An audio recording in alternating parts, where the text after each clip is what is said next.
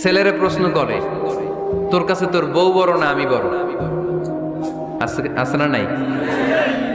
এটা একটা প্রশ্ন হইলো। তোর বউ বড় না আমি বড়? দুইজনেই বড়। তো এক ছেলে সুন্দর উত্তর দিছে, আমার কাছে ভালো লাগছে উত্তরটা শুনে।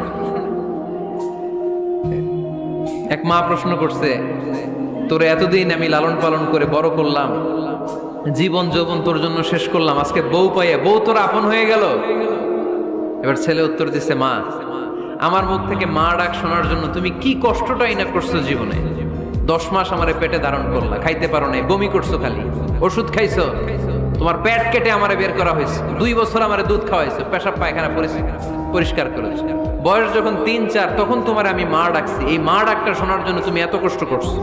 আর আরেকবারের মাইয়া এই ঘরে আইসাই তোমার মা ডাকা শুরু করছে। যেই মেয়েটা তোমারে মা ডাকে সে আমার আপন হবে না কেন মা?